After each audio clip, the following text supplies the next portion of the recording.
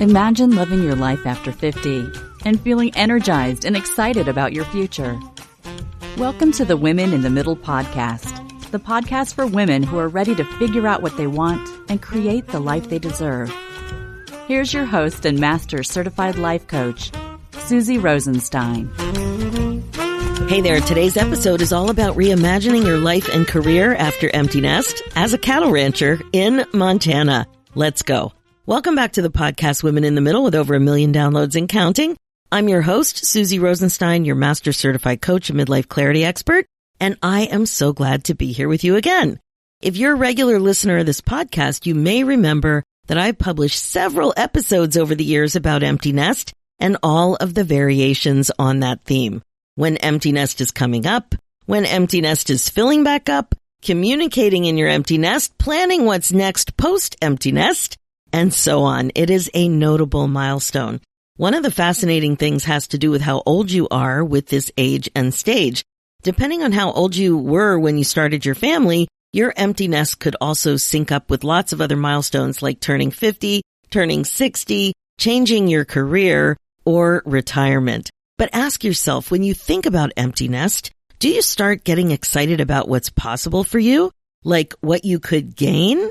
Or do you tend to think about what's no longer possible, what you could lose? That's why I'm excited to share this interview with you today about reimagination. Very exciting stuff, if I do say so myself. Reimagining all of the possibilities related to thinking of empty nest as an opportunity can be super exciting and, quite frankly, life-changing. That's what we're going to talk about today, how my guest opened up her mind and played with possibility to move forward in a somewhat related but completely different career direction. Now, you may know that I recently launched a sister podcast to the Women in the Middle podcast called Women in the Middle Entrepreneurs. My guest today is Meredith McKinney. I originally met my guest Meredith as my guest on the other podcast, but I wanted to share this episode with you here because I know you're going to love it and it fits in so well with the theme of this podcast. Specifically, today's interview is about reimagining your life and career as a cattle rancher after empty nest in Montana. And spoiler alert, you don't have to live in Montana to appreciate her story, but it adds to the interest for sure. And as if that wasn't intriguing enough, it's more than that. It's not only about reimagination, but also about something else that comes up all the time on this podcast, leveraging your skills in midlife. Meredith talks about midlife career change when you've been a cattle rancher in Montana for decades. One of the things I just love about my job as your midlife coach and podcast host is meeting really cool midlife gals doing really courageous and cool things. So much fun. And that's what you're going to be hearing today. But just quick, before we dive in, I want to make sure you know about how you can get unstuck and excited about your life again. Yes, take action and do something about that gross, frustrating feeling you have when you know you're meant for more and you're just feeling stuck and you know you have to do something about it. But you're just spinning and wondering when something is going to change. That was me. I totally get it. And it is painfully frustrating. Here's the thing. I can help you get unstuck, but you can't just sit there waiting for something amazing to happen in your life. You have to do something. And that's exactly why I created the Women in the Middle Academy, to help you get unstuck and create your happiness blueprint for your future, including starting to think about shifting into exceptional self-care or retirement, all the things. And by the way, whatever midlife transition you're thinking about, that can also include having more fun. So if you're ready to change your life for good and feel more relaxed and confident about your future, alongside an awesome community of like-minded women, let's talk about it. I would love to be able to help you get unstuck and be happier than ever before. Go ahead and book your momentum call at www.womeninthemiddleacademy.com, and we will talk about what this could mean for you. Okay, here we go. As I mentioned, I interviewed Meredith originally on my sister podcast, Women in the Middle Entrepreneurs. Today, I'm sharing this interview right here on the Women in the Middle show. Meredith's story is about reimagining her life and career as a cattle rancher after empty nest in Montana. Meredith McKinney worked with her husband about 3 decades as a cattle rancher. She decided to change things up after her kids graduated and she and her husband were faced with an empty nest, and that's an empty nest on a ranch. Meredith has moved forward and has another business with her husband in real estate where she has completely reimagined her skills and experience and opened up many new doors. Her new focus is to match buyers and sellers of farm and ranch land in Montana. I loved hearing how Meredith figured out her new direction post-empty nest. She's leveraged her decades of farm and cattle ranch experience to continue her satisfying career. Her story is another example of how your empty nest phase of life can be a beginning rather than an end in midlife. So please enjoy.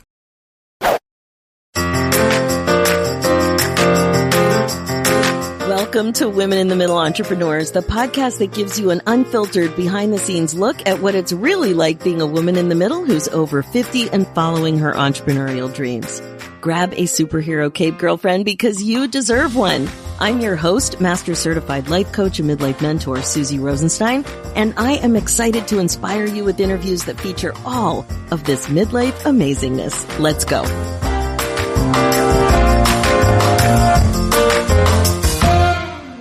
Hey there, welcome back to the show. We have a really exciting interview ahead of us about someone who worked with her husband for about 3 decades as a cattle rancher. Today you're going to be meeting Meredith McKinney, a woman in the middle entrepreneur who changed things up after her kids graduated and now has another business with her husband where she matches buyers and sellers of farm and ranch land. Welcome to the show, Meredith. Thanks so much for joining us today. Thanks, Susie, for having me. I'm enjoying this conversation. Well, wait till we get going. We have a little pre-conversation on the podcast, obviously, and we're just having a good time. I thought, oh my gosh, you're so interesting. I can't wait to dive in here. I know we're going to have a really good conversation about your midlife entrepreneur story. We're going to be talking about your business, what's going really well, and also what midlife issues might come up and might be getting in the way, in your way to some extent, and are challenging you in your life and maybe even your business, the way you want to run your business, that sort of thing. So we're going to start out with this question: how old you are, how long you've been an entrepreneur, what your entrepreneurial journey was like, and what you do now. So take it away. Okay, Susie. Well, I'm 54 years old. I've been married to my husband for 32 years. He has basically been an entrepreneur almost all of our married life. So when people say, oh, being an entrepreneur is so scary, I just kind of can't relate to that because that's just always been a part of who we are. He owned his own car dealership, and then we ranched on the side because anybody who's a rancher understands you have to supplement ranching income.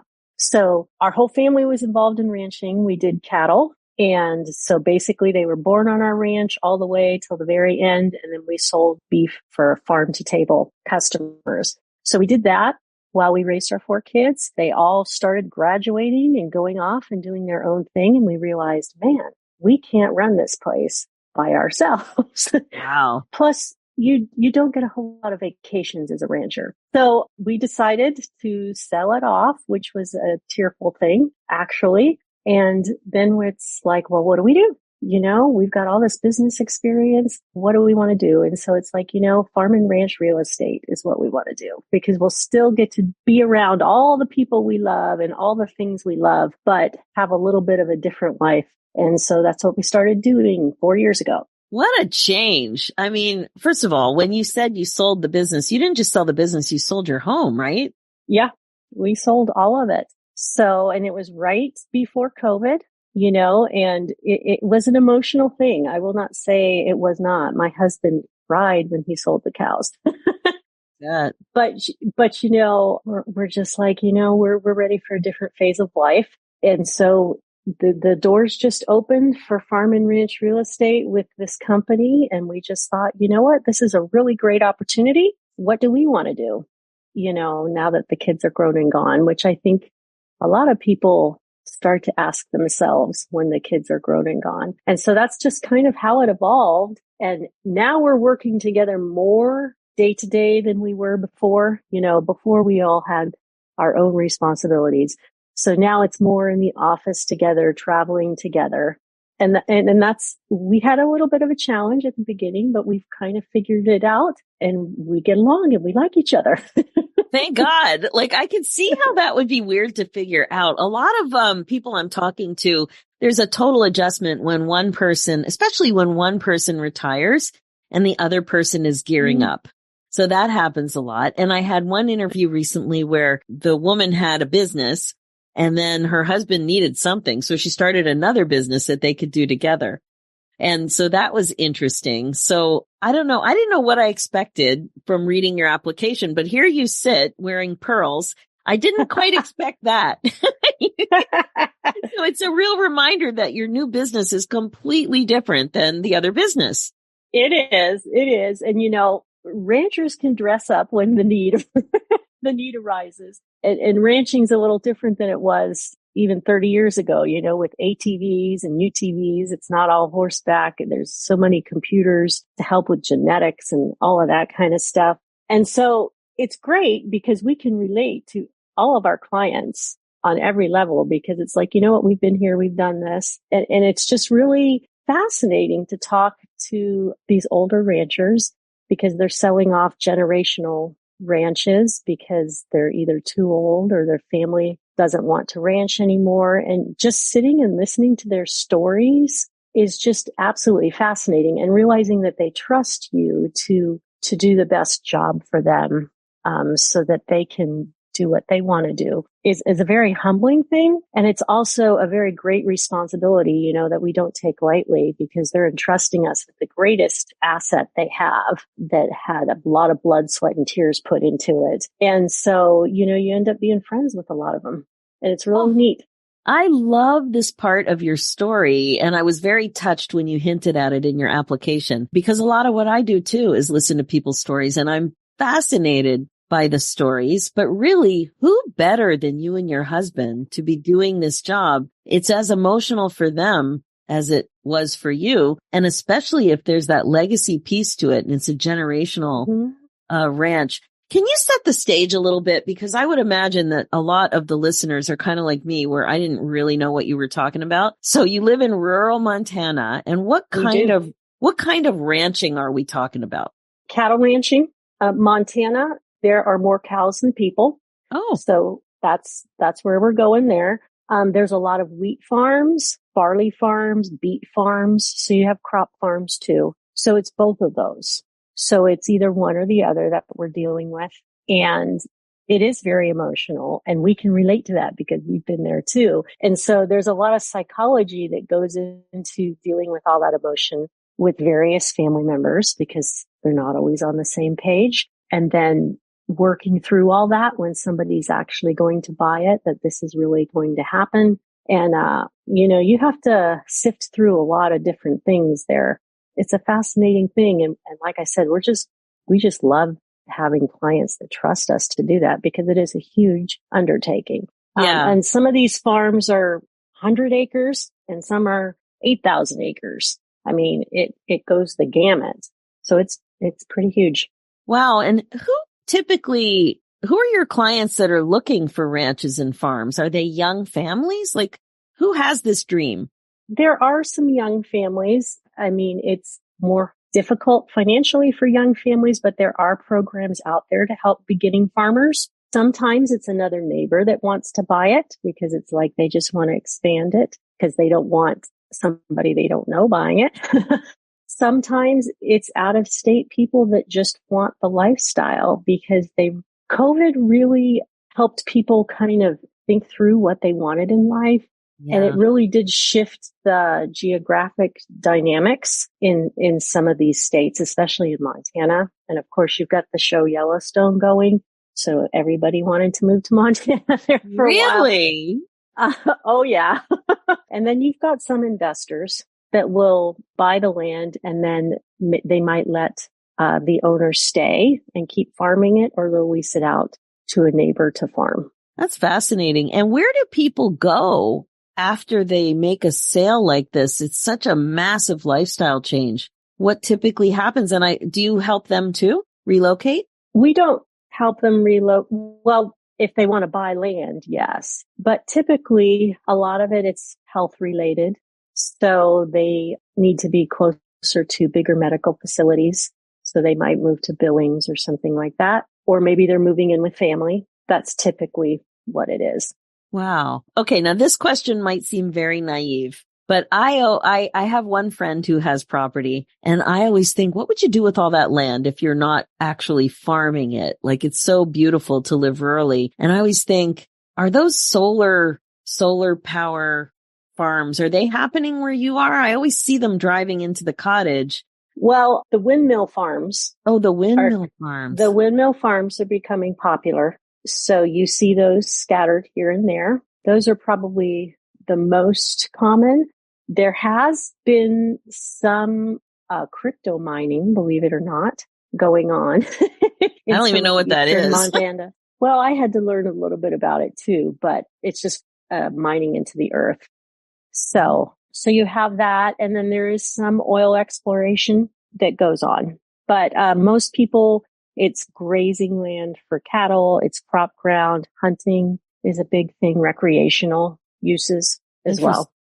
Wow. Meredith, you're just like such a representative of rural life. And there's so much rural farm life. I just don't know anything about it. Thank you so much for sharing all of that. The other thing that I would imagine is quite different now is that with the ranch, it sounds like your current job is more social than your old lifestyle. So what's that transition been like for you? Well, I will say when you have 4 kids, you do have a lot of social stuff going on. So it's not like I was like totally out in the middle and not seeing people. But I think for me, it's been a lot of being able to present and go into situations where I don't know people and say, okay, this is what we can do. Meeting with a lot of vendors that we use, like bankers and title companies and those kinds of things. You know, and being a woman in the business is a little different as well, because there aren't as many women in farm and ranch realty as residential. So that's a little bit different too. And there have been some interesting situations. Like what? I've been to ranches, you know, and they're old widowers. They haven't been married for quite a while, you know, and you show up at their house and it's like, it's probably the first time a woman's been in their house in 25 years. And they are just like, oh my word, I guess it's not very clean, you know, things like that. So it could just be interesting at times. Wow, I guess so. That's a really funny, but I can totally see how that would happen. Okay, so as you know, I love talking about midlife challenges as if there weren't enough challenges with what you do. What are some of the things that pop up with midlife related issues? Well, I think the work-life balance is a big one, you know, and I know everybody talks about that at different ages, but I think at our age, especially, and when you work with your husband as well, it can get kind of convoluted. And trying to find that balance of, okay, this is work, this is not work. When do we unplug? How do we unplug? You know, and we've had to find that balance and find interests opposite of each other to do and that kind of thing. I think that's been one of the biggest ones. Can you give me an example of something you're trying out or that you figured out? Well, I was a teacher for a long time, so I started a book club, and so that's been fun. So, you know, you get to talk about all sorts of different books and meet all sorts of interesting people with different viewpoints. So I like that. The other thing is I'm a musician as well. So I joined a community choir. So that's been fun. So, you know, it's just finding different things like that where they don't know you as a farm and ranch realtor. Mm-hmm. You know, it's like, I'm just a normal person kind of thing. My husband teaches hunting safety and that kind of stuff. So he does his own thing with all of that. And then he's an avid outdoorsman, so he's outside a lot. And do your kids, did they settle far away from you or close? Well, it's kind of funny. 4 kids, 3 of them live in Montana. But Montana is a very big state. And so one lives way on the opposite side. So she's like 8 hours away. And then one lives about 4 hours away and one lives in the same town we do. And then the other child is on the other side of the United States. Oh, wow. So that's pretty far away. I have one kid 5 hours away and I whine and complain about it all the time. Well, but when you live out west, you're kind of used to driving. Everything's spread out. So it just is what it is. But I would imagine even for your job, you must be driving all over the place. How does that work?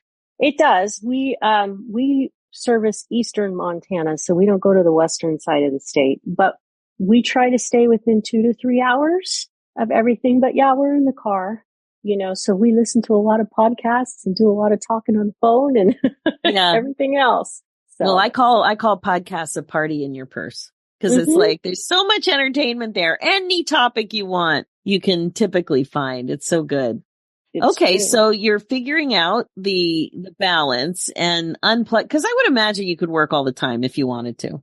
Absolutely. It's very easy. Yeah. I think entrepreneurs, we really struggle with that because we have so many good ideas. We're so motivated and excited and all of it. And it's in the middle of the night. It's like, oh, I have this great idea. It's like, no, I need to sleep. Oh my gosh. And what's going on with your mother? You made a note that your mother is aging. Well, I alluded to it before. I think COVID kind of changed the parameters for a lot of people. And my mother has since passed away. When we started doing the real estate journey, she was on the decline with dementia. Oh. We could not care for her. So we had to put her in an assisted living home. And then COVID hit, like literally a couple months later. And it was very stringent, so we could not visit in person. And that was very, very difficult. And then all of the emotions of that and caring for her long distance or via Zoom when she didn't understand why I couldn't go see her every day. It was very, very difficult. Probably one of the most difficult things in life. Well, I'm so sorry. That's terrible. But, and I know a lot of people our age are dealing with aging parents and healthcare and what's the best scenario for them. Learned a lot through it, and we were very thankful she was in a wonderful facility that took very, very good care of her, but it didn't change the fact that we couldn't see her. But thankfully, COVID did lift before she passed away, but by that point, she didn't recognize any of us, which was difficult. So when you've got that emotion going, when you're trying to build a brand new business, it was just a lot. Well, yeah, I'm thinking, I'm really thinking about what you said with meeting the bankers and the loan people and all of that. Like those are people you don't know. You need to be really confident and, hold yourself well and, be confident in your own skin, and you're going through all this crap, meeting all these new people. Yeah, that's a classic midlife problem. I'm so sorry. That's terrible. Well, or literally, I've got the assisted living on speed dial. And so literally, if I see that phone number come up, I have to hang up with whoever I'm talking to or interrupt that meeting because I'm like, this is an emergency. I'm really sorry. I have to do this. But, and everybody was understanding, but it just was what it was. Yeah. Well, one of the reasons I also wanted to ask you about where everybody lived and get, just understand Montana a little bit is the grandchildren thing. Now, so grandkids come up in these interviews all the time. So you've got this extra driving around distance and flying as well going on. So how is that working for you? You've got the flexibility with your business, but you've got the distance. So tell us. Right. Well, we have 3 grandkids, and they're the ones that live far away. They're in the military, so they're in Arizona right now. They're moving to North Carolina in a couple months. So basically in Montana, in the winter, it gets very cold. So it's like, that's when we travel. So we make points to go travel to them during the winter months. And then we FaceTime a lot and just try to be very intentional with spending time with them. And it's usually a couple times a year. We wish it was more. Yeah, it is what it is. Yeah, no, I think FaceTime is just helping so much. I mean, it's not a substitute, but it does help. Especially, I would imagine, right after the visits when everybody is very connected again, especially with the little ones. Yeah. So as an older woman, you mentioned that you don't have the looks and charisma of the younger set, but that you bring great life experience and wisdom to the table. Now, I think you do have the looks and charisma of the younger set, quite frankly. Well, I don't know what you're talking about, but so I wondered where that was coming from. If you look at real estate, more on the residential side, not what we do. They're the young, hip looking real estate agents with perfect photos, and all of this stuff. It's like, well, no, that's not me. That's not me at all. But I think at our age, we have a lot of life experience that's valuable, that's really valuable, and that makes us really good business people just because we've seen a lot of stuff. and we just know whether people are genuine or not. We can just read between the lines with people, what they're not saying. And in our business, that's huge. And that's worth a lot. And that makes you, and we are risk takers, but we're not. I guess we're educated risk takers. Right. Or what I would say, so we can see when something is good, or you should move forward with this, or maybe we need a little more information about this, or I don't think this is a good idea at all. I think that's what our age brings with business ownership. Yeah. And I think with what you've done, I couldn't imagine a better transition from ranch life to what you're doing. Like, you are the perfect couple to be doing this work. It seems to me. I'm sure I'm not the only one who thinks that. We love it. That's amazing. It's amazing. Tell me, what is next in your business? What's next for you? What are you really working toward?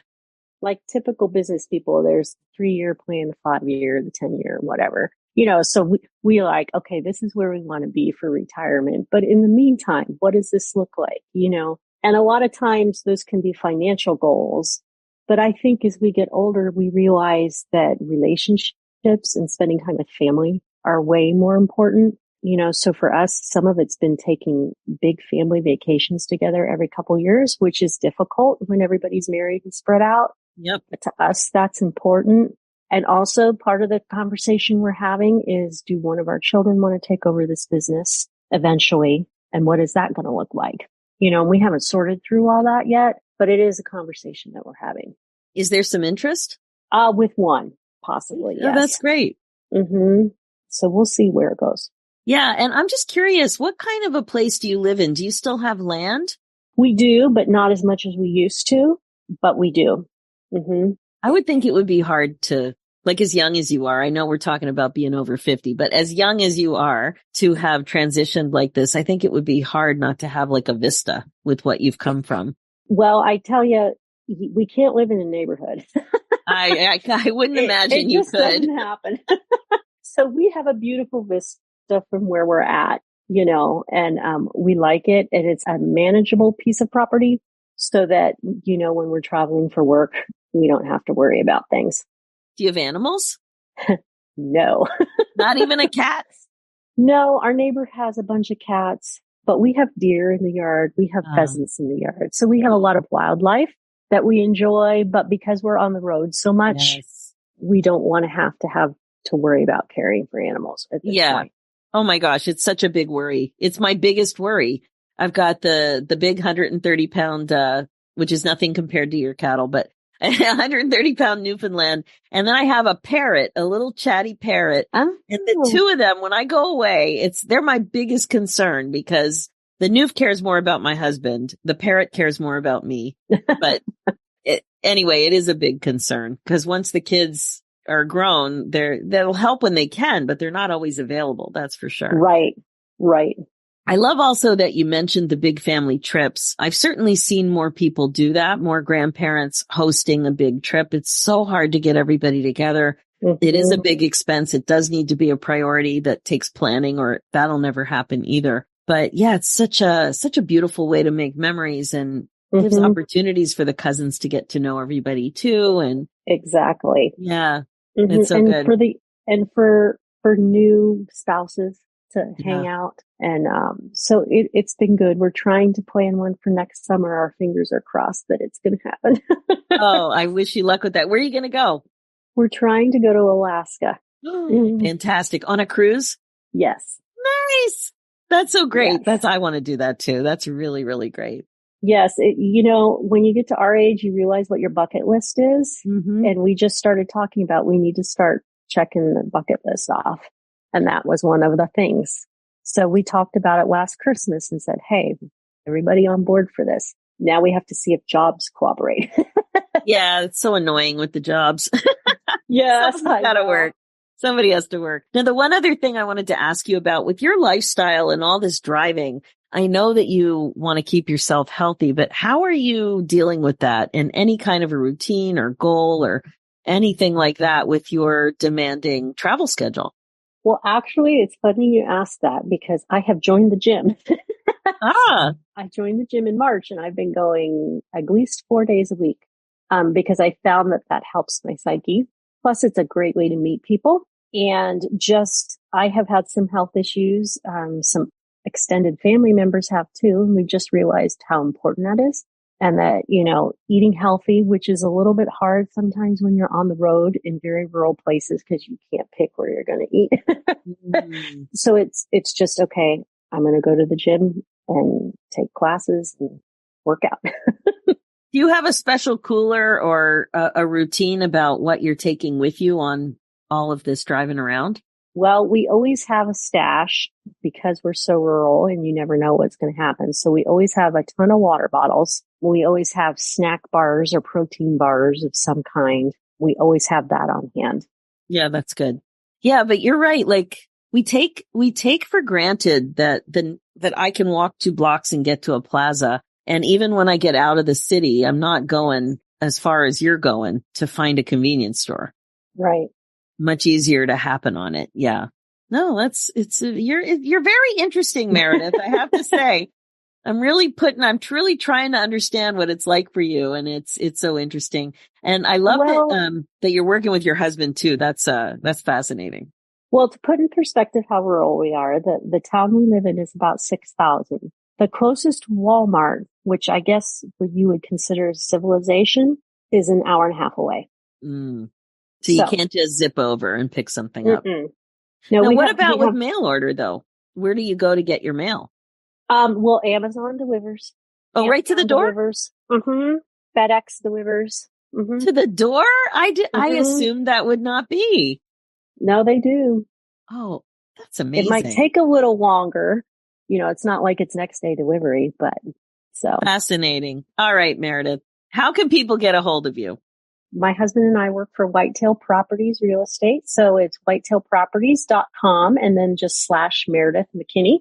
And that'll take you straight to my page and you can learn all about me. Is it agent /Meredith McKinney or is it straight up? I think you can just put /Meredith McKinney. Okay. If you just go to whitetailproperties.com and put my name in. Oh, perfect. I'll come up. Perfect. And of course, I'll have these links in the show notes as well. And you never know who's going to pop in for a visit. If I ever end up in Montana, you'd be worth the drive. Oh, please come. Because I would love to meet you in person. Oh my God. It would be fun. I have never been, to Montana and it's come up a few times in conversation. It sounds really good. So Meredith, thank you so much. What a fun chat this was. This is truly something I know nothing about. I don't get a chance to meet people like you that often with this kind of experience. It's been delightful. Thank you so much for sharing all of it with us. Well, thanks so much. I've enjoyed being with you today. Super fun. Okay, that's it for this episode. I don't know about you, but Meredith was the first cattle rancher I've ever met, and I was fascinated by her rural life out there in a part of the United States I don't know anything about. I thought Meredith did an amazing job of sharing her experience of starting to reimagine her life and career path forward.